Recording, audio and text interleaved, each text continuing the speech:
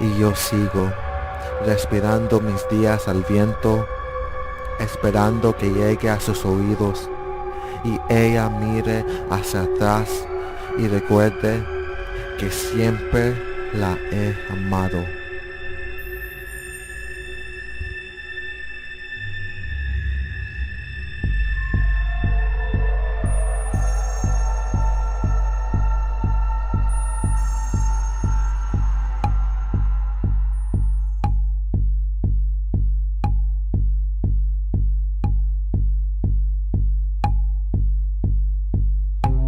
Sir, on the 6th of December, the Salvadorian Armed Forces initiated a two-phase 4,000-man sweep operation in northern Morazan. But reliable reports have been received that indicate this operation resulted in over 900 civilian deaths, sir. And where are you getting these reports from, Sergeant? The guerrillas, sir.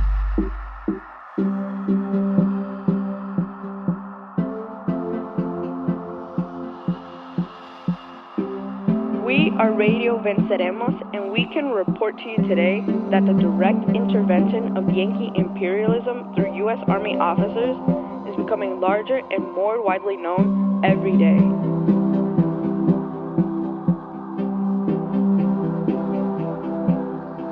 Insofar as murder, inhumanity, and genocide are concerned, there is no difference between Malay, El Mozote, Cerro Pando, La Joya, and La Capilla.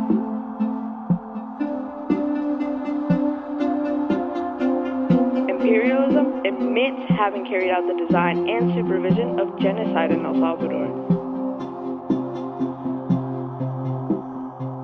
Imperialism admits having carried out the design and supervision of the massacre of 472 people in El Mozote,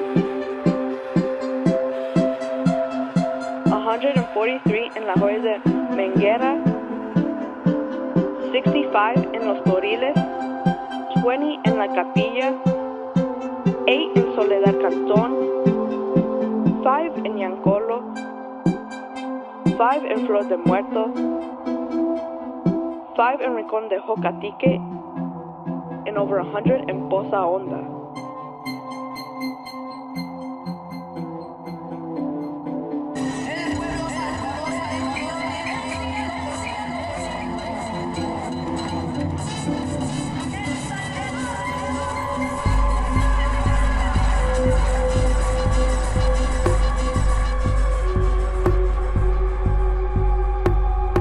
Those reports need to be denied, or else we'll lose congressional support, and all those dead nuns will be for nothing.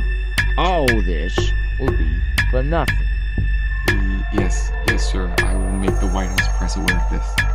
Propaganda. Guerrilla propaganda. Fuck with the Times report. Yes, sir. I will make them aware of this propaganda.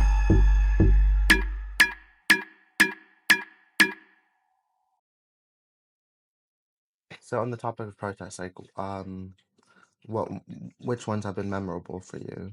My Picasso action on October 9th. I think I should know when the dates of these things are, but I don't. But I went to the National Gallery, allegedly, with my comrade Jay, and we went to Picasso's motherhood and put a picture of a Gazan mother and her child on top of it, and poured some red paint on the floor to basically loudly criticize the government and force them to listen to us a bit more. I think that art, amongst other things, is always a big tool of resistance. And especially when people were talking about specifically the Picasso thing, there was a lot of criticism about like why we chose Picasso to do our protest at and things like that. But then Picasso famously made art against war, famously criticizing the kind of brutality that comes from war against civilians. There are artists for our specific action, there are artists in Palestine, there are beautiful works in Palestine. They cannot exist without resistance and without a fight. And why protect this piece of art when, art is being destroyed every day in Gaza. Because Museum. we love Picasso so much, but all of the living artists, like, it's the idea of like, oh, what if the next Picasso is in Gaza, you know?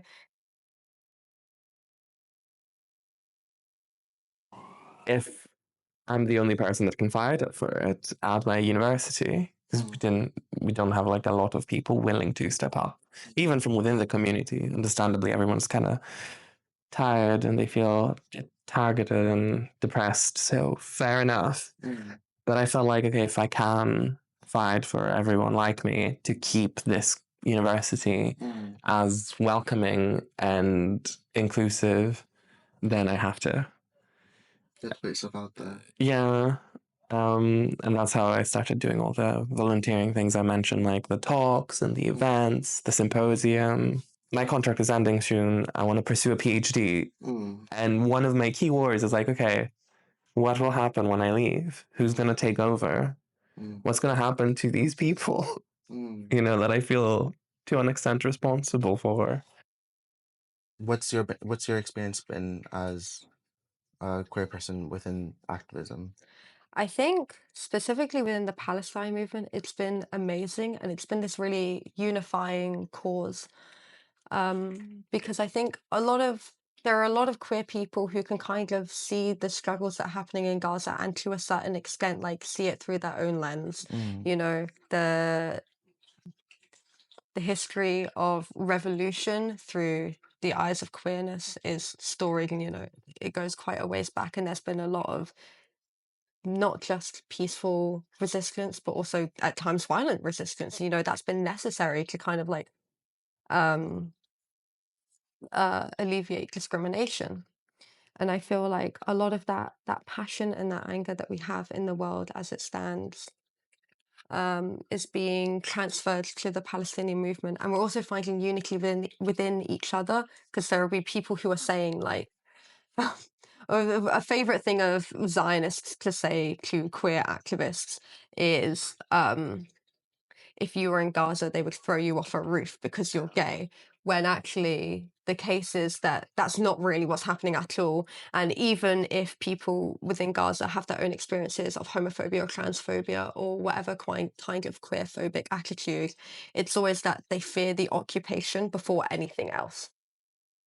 The fact is, there are gay people in Gaza, and there are gay people here who are being sort of killed for being like, I mean, especially for trans people. We've had so many trans murders in the last couple of years. Trans teens getting murdered. So don't tell me about the situation in Gaza when you guys are the same here. And that said, it's like those people are fighting for their lives. I don't think they care if the help is coming from a trans woman or a cis guy. Like, I don't think their priority right now is to be picky. Like, I don't think their priority right now is to be bigoted. I don't think they are bigoted. It's just like, you know, it's homonationalism. It's this sense of like, you know, our invasion and colonial like operation in third world countries that we've kept subdued on purpose is justified because actually we're more progressive. Our women have more rights. Gay people can marry here, so it's fine. Israel is the only place in the Middle East that gay people can marry, but like, that is not really the point, is it? And you can't judge an entire nation by your exaggerated sort of racist rumors about them. Like the general population, even if they're not broadly trans supportive, I've seen more and more people being like, okay, why does the government care so badly? Why do we keep talking about this? Like, it's so bad that it's getting exhausting for random cis people at this point. And I'm like, yeah, imagine how we feel. What would you say has been so debilitating about these culture wars? I think for some reason I'm thinking of this tweet right now. It was a comment on a Ben Shapiro video, and it was like talking about how their entire business model, and you know, this goes for most conservatives, but also can go for some liberal people and outlets is that their entire business model is built on us hating each other and smashing the unity, because I would argue that we're all unified behind our position in society class-wise.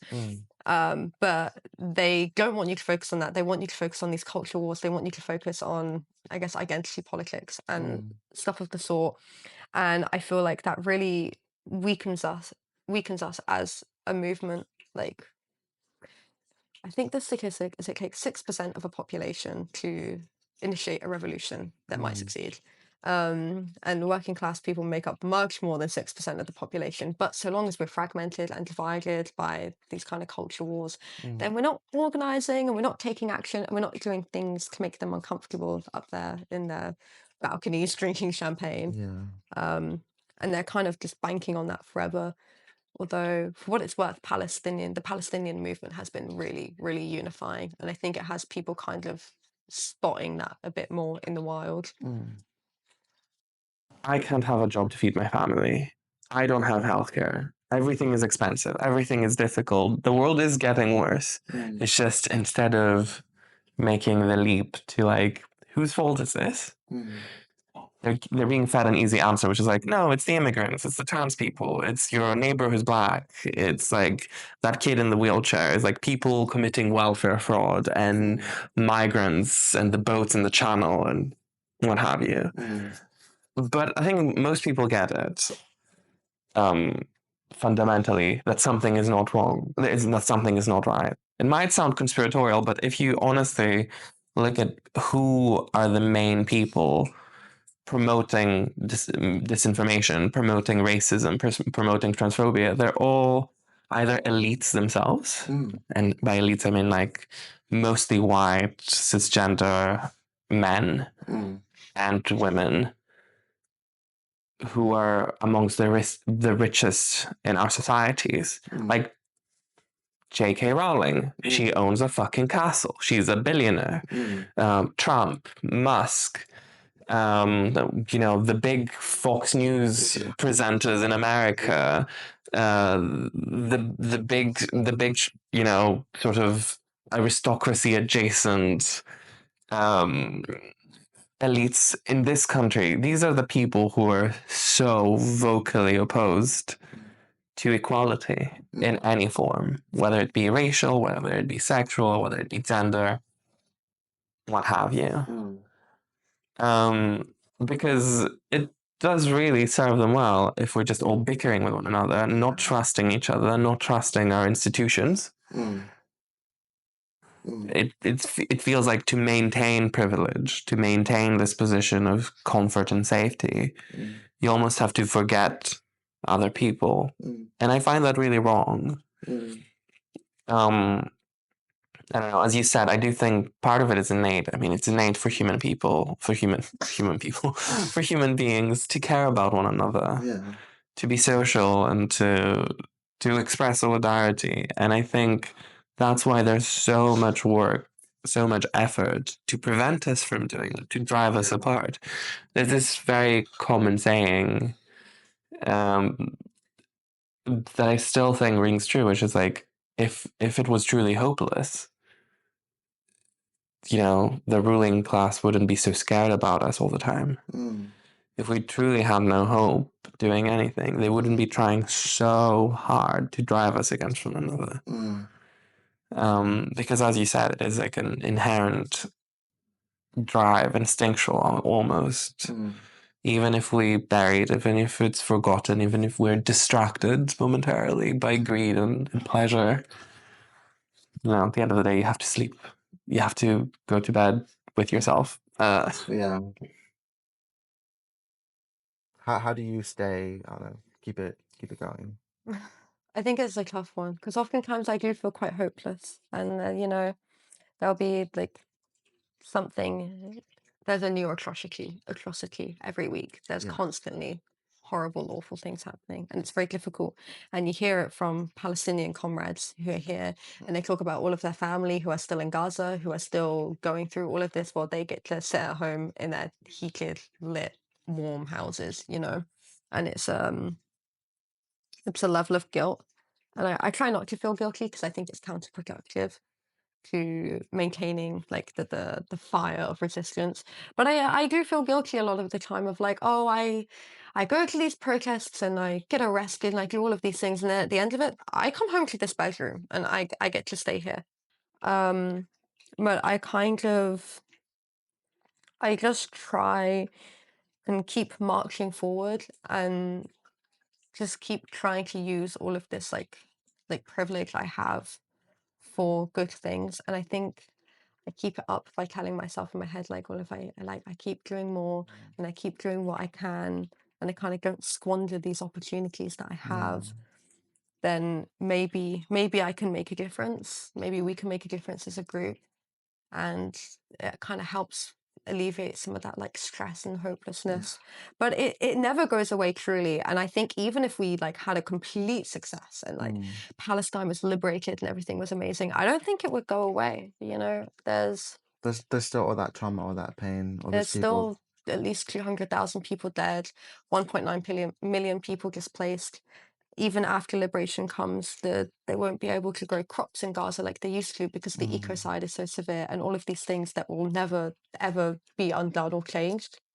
So I think carrying that smaller amount of like hopelessness and like sadness with you, it's almost natural. And I think if you didn't have any at all, you probably wouldn't be a very good activist. You know, I think you kind of need to have that ability to look at the situation, but not let the fear control you.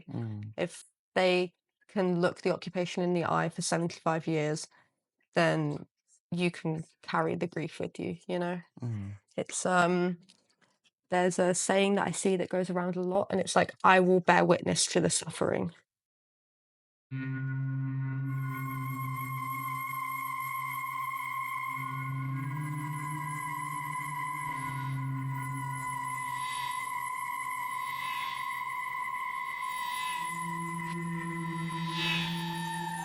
There were animals there, cows and a dog, and they saw me.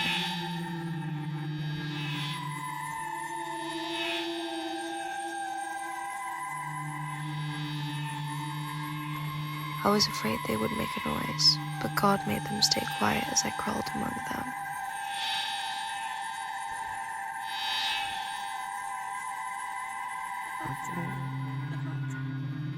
I crawled.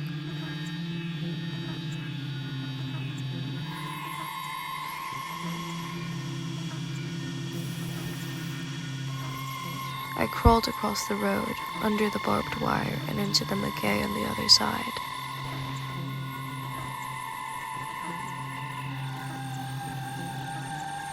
I crawled a little farther through the thorns, and I dug a hole so I could cry without anyone hearing.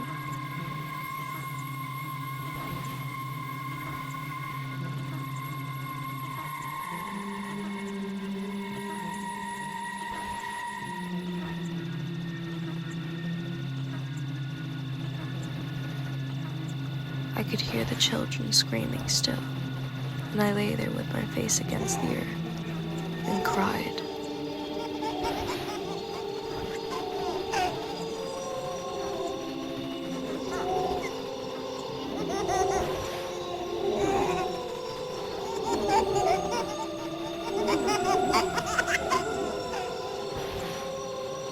In the morning, with the fires burning low, the scent of burnt flesh and ghosted from soldiers.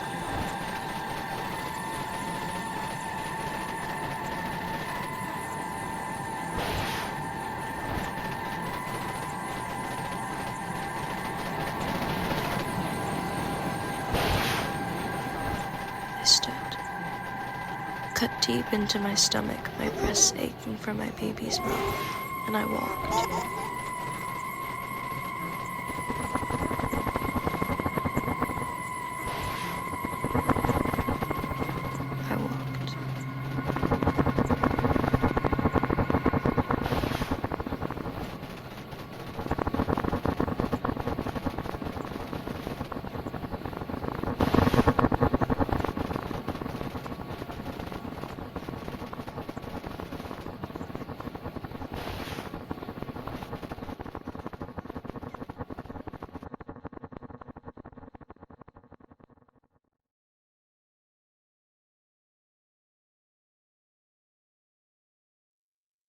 it's very similar to this drive I have, like, but instead of naming it liberation, my sort of like the word that keeps ringing in my head instead is self-sovereignty.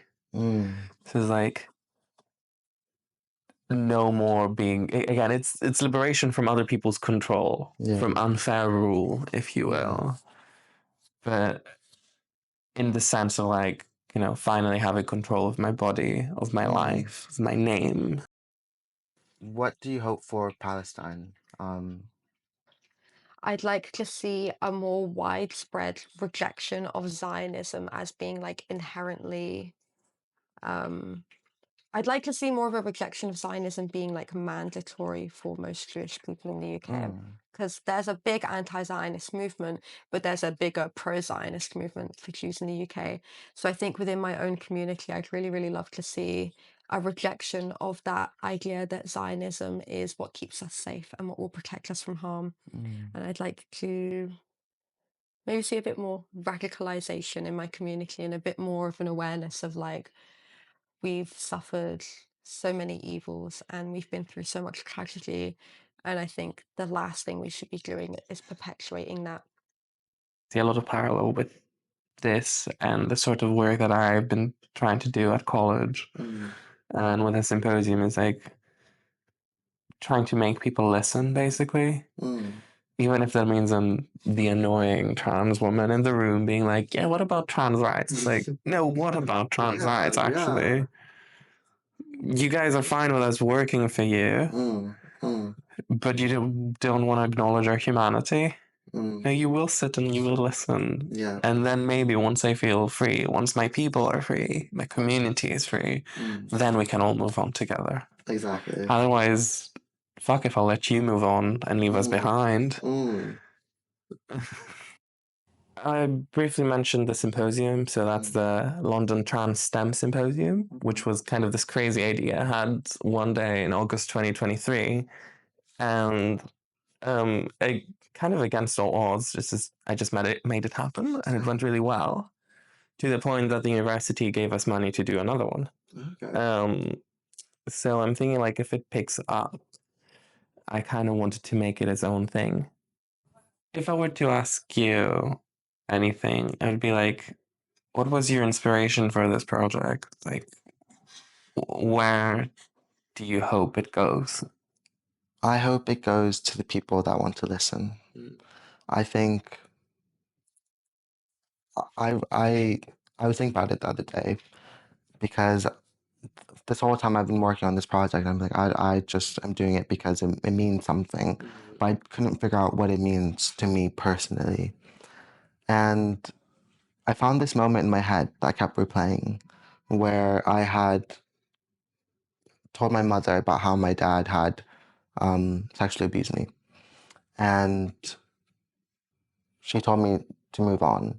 She's kept saying, just move on. Like, and I kept telling her, well, I can't. Like this means something to me. And I brought up how, you know, he failed in his marriage to her. And she was like, no, but like, it's fine. Everything's fine now. Just move on. And it's that phrase, move on, where I was like, I cannot move on until I'm liberated from this shame, from this pain. And this whole project started on the back of the personal liberation that I'm on in the context of all living things, and finding that strength to not only speak up for myself, but obviously be a good ally for everyone around me, and not even an ally, because I think that's almost a reductive word. Be fucking human. Be a kind, generous human being that will give other people opportunities, that will share space with other people, that will help enlighten our world with, I don't know, even this little short film. So if I could do that, like, man, that I'd be grateful. If I can't, that's just how life is at the moment. And in Latin America, once known as the most dangerous country in the world, El Salvador now ranks among the safest countries in the Western. Just after dawn, leftist guerrillas who control much of the countryside here attacked a beer lorry out on the Let's go to open El road. Salvador now and take a closer look at the president's crackdown there on gangs. The country was once the murder capital of the world. For decades, rival gangs ruled the streets of El Salvador. But a year ago, the country's young, US-supplied media-savvy M60 machine guns with which the army launches its surprise aerial bombardment. This is typical of what's happening throughout El Salvador today, with the army moving in on positions the guerrillas captured during their offensive. Amenazas y muertes. 7 años después, el presidente Nayib Bukele ha cuestionado la prohibición absoluta de la minería metálica. Un proyecto había ganado con la cantidad de votos que hemos ganado este día. Es literalmente el porcentaje más alto de toda la historia. People in passing buses simply stared and accepted de it. la exploración y explotación minera, prácticas que habían sido prohibidas en 2017 en el país. 57 de los 60 diputados votaron a favor. La bancada oficialista Nuevas Ideas y sus aliados sacaron filas en torno al presidente Nayib Bukele, impulsor de la normativa, como su fórmula para reactivar la economía. Serán recordados como los traidores a la patria, como los opositores a la vida. Lo que más esperamos es que recapaciten, es que entiendan que hay un clamor de este pueblo de mantener la prohibición de la minería metálica. The majority housed in shanty towns like this one in the heart of the capital. In this town is no stranger. The children under 5 side from malnutrition. A mother and a child dies almost expressionless beside the path in an average of 6 children each. Nayib Bukele has been sworn in for a second term. In the The next move has street, been widely relatives were denounced as already bearing illegitimate another and a coffin to violation of El its grave. Salvador's constitution, which limits presidents to just one 5-year term and prohibits consecutive elections. In 2021, El Salvador's constitution El Salvador's government shows the transfer of about Thousands are now behind 2,000 bars, and the country inmates is stripped to transforming their before shorts people's and eyes. with their But heads there is a dark shaved to what's underside been that's dubbed the hidden from view. country's new Human rights mega groups are prison. dismayed, It as just are opened. relatives, It's as believed more to be than the largest prison in the 65,000 Americas people with a have been capacity arrested for over the 40,000 past year. Well, our Central America correspondent Will Grant has been...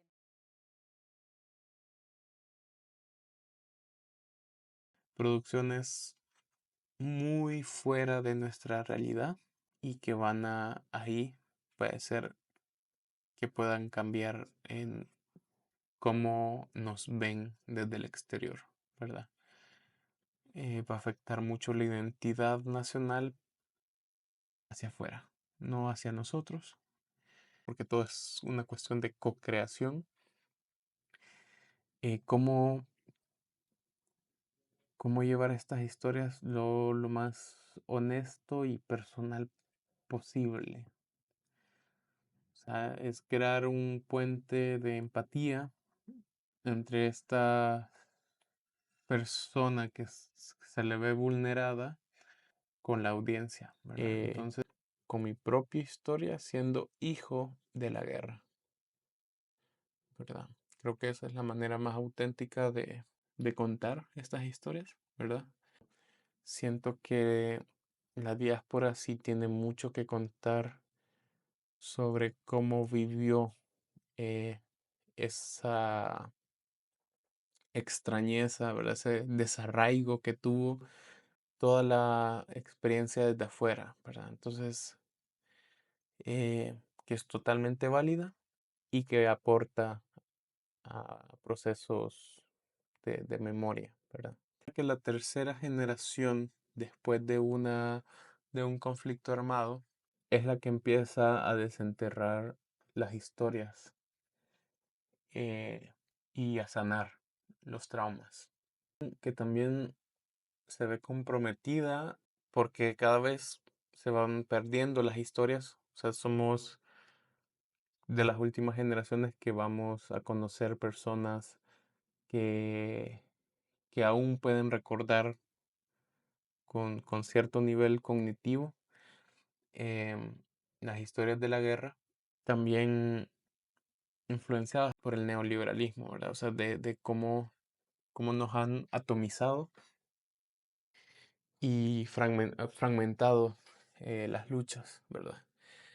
Entonces no era como antes, en el 75, que había pues una unidad, ¿verdad? Identificación con la clase obrera, la clase campesina, ¿verdad? O esa unidad entre esas dos fuerzas, sino que ahora hay una fragmentación y que no dudo igual que pueda haber una unidad, ¿verdad?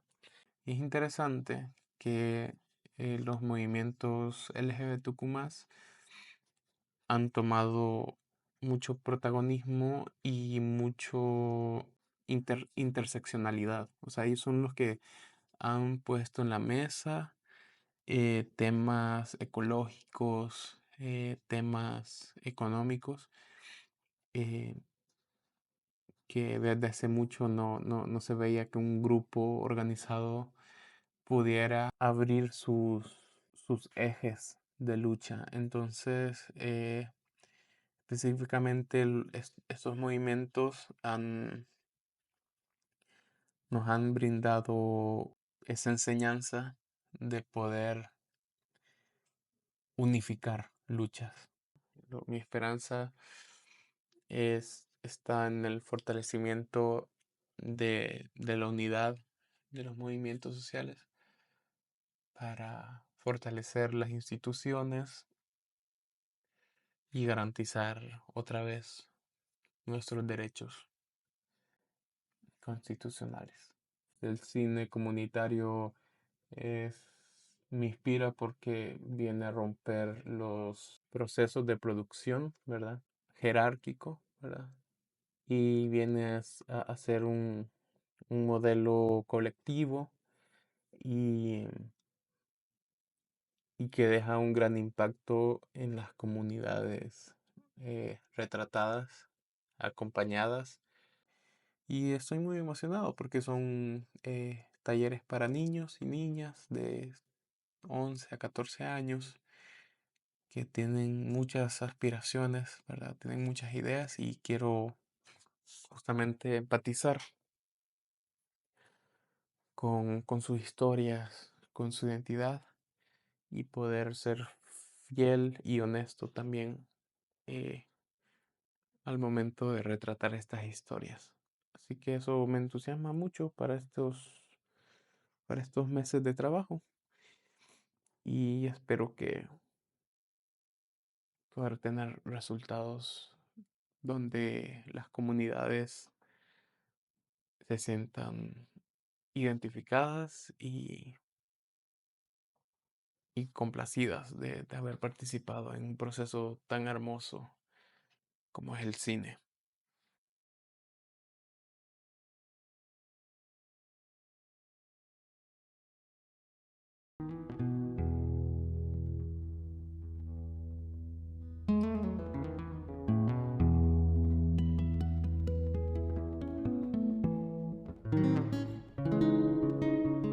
I want to lie in, disturb your peace, place my palm on your shoulder,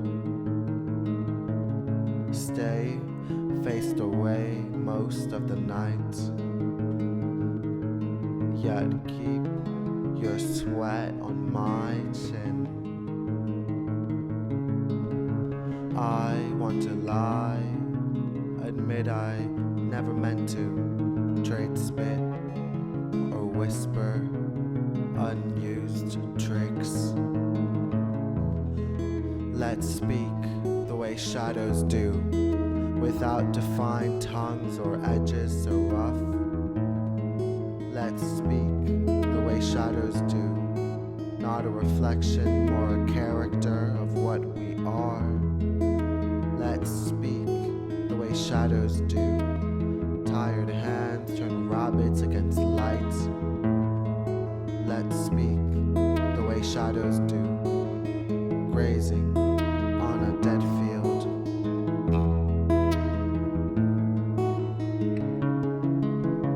I want to lie as a caterpillar turn mush in a puddle of potential. I want to lie in a violet mess of affection, a shine to trickle on our doorstep. I want to lie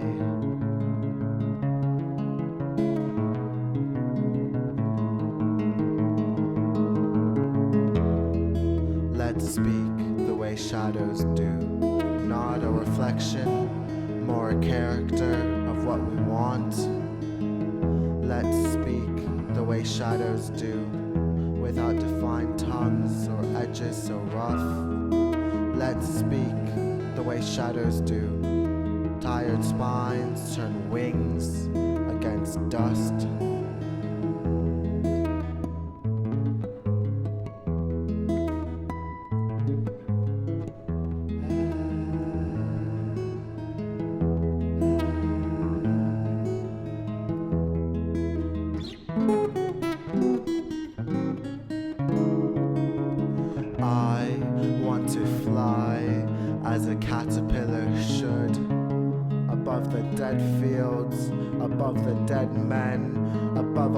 Mothers, I want to fly as a caterpillar should above the dead fields. Absolve them all, God. Absolve them all, God.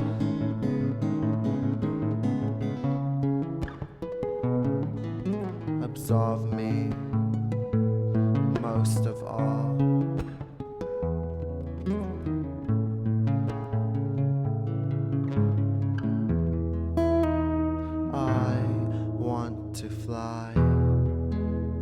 Caterpillar should